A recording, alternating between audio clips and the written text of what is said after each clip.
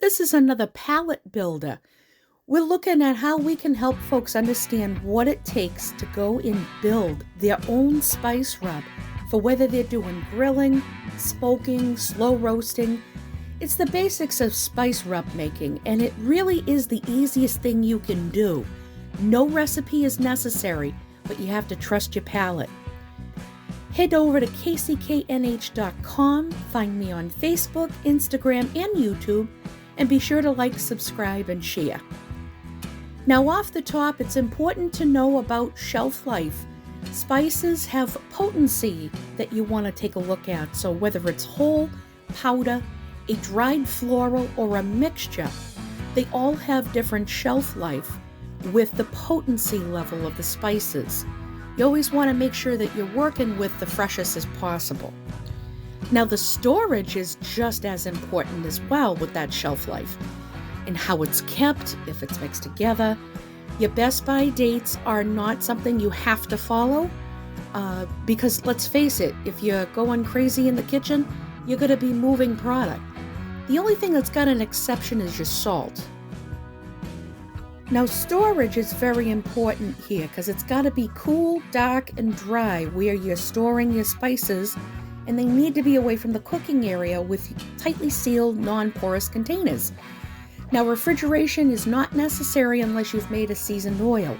And keep in mind, moisture is going to kill off a dry spice mix, so just be careful for mold if you do refrigerate. So the makings of a spice rub is based on a foundation builder.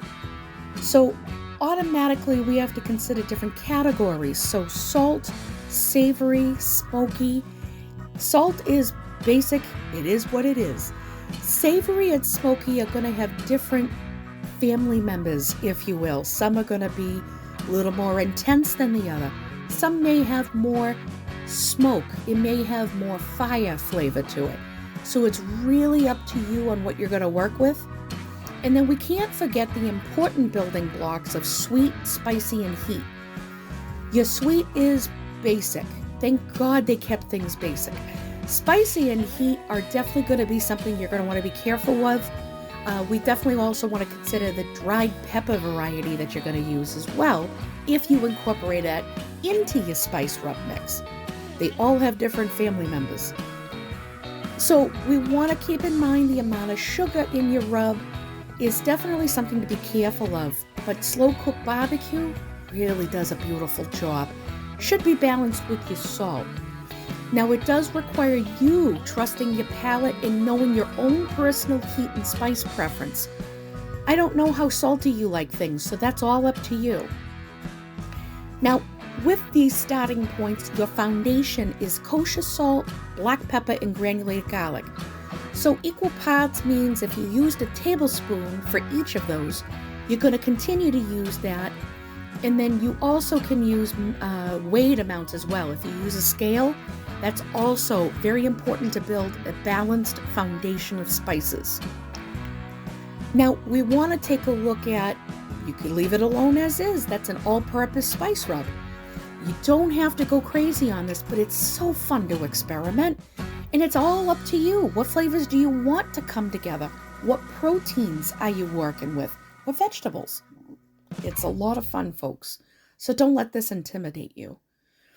Now, if I can do this, I know you guys can do this. So the next level, the secondary foundation, you're talking about, you want to try to keep it as equal as possible. Coriander powder is a great example. Onion powder is another. If you used a tablespoon with your foundation, your secondary should really be a tablespoon. But again, it's up to you. That's the beauty of this. And then when you work with smoky and spicy, this is where you might want to have a good start with half pots or quarter pots. So if the foundation started with a tablespoon, then you want to work with either a half tablespoon or a quarter tablespoon. When in doubt, start with a quarter pot. Easy to put a little bit more in than it is to take it out.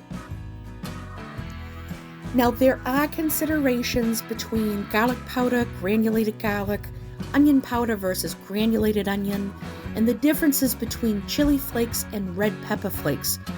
So they all have different characteristics. And then if you consider paprika having multiple cousins in the family, and then you also have to remember sugar burns easily. So it can be a secondary foundation, but it tends to be more a tertiary or the third tier of the foundation. All right, we're going to do a fast prep of ribs. And as you can see here, I've got a paper towel. Now, there's a big online dilemma, I'm calling it a dilemma, about the silver skin, whether you have to remove it, whether you don't. Stop listening to them. It's up to you. My personal preference, the silver skin's gotta go. I'm not a fan of flossing my teeth with it, to be very truthful with you. And of course, there's some meat you're gonna wanna trim off of this just so your ribs are nice and clean. Now, the important thing about spice rubs is you need a binder.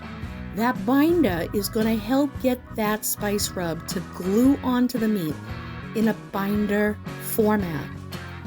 Commonly used is mustard. Some folks have used mayonnaise, others have used olive oil.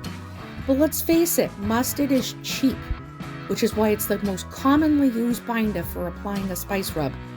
It is your glue. It takes on that spice rub beautifully. I think for a 16-ounce bottle, I pay 99 cents at the local store. So seriously, folks, I'm not putting olive oil on this, not when a quart of olive oil is averaging 15 bucks. Now, some folks have asked me, do you taste the mustard? I said, you know what, it's very strong a palate that I have. I don't taste mustard at all. In fact, it actually imparts very little, if not anything at all. But it definitely is my perfect glue, as you can see here. Now, as I'm demonstrating here, we are covering everything. Top, bottom, sides. I want flavor everywhere. And I'm keeping one hand solely for mustard duty, and the other hand is my spice rub duty. So we're smearing on the mustard, making sure everything gets coated, and then the spice rub is used so we can get a nice caked layer on. And I'm telling you, this is the simplest, easiest thing to do, folks. It doesn't have to be rocket science. So don't be intimidated by this.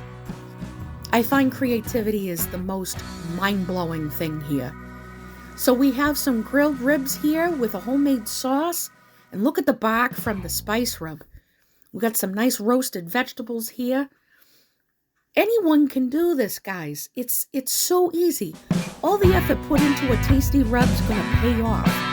And you're going to get a gorgeous bite of barbecue, folks. It's awesome. As always, I appreciate you watching. I got a few photos here of other items I've done rubs for. Chicken wings, souvlaki, with some vegetables. And I have both pork and beef ribs here. Folks, get in the kitchen. Get experimenting, and I'm here to help you if you need it. Thanks so much for coming, guys. I really appreciate it.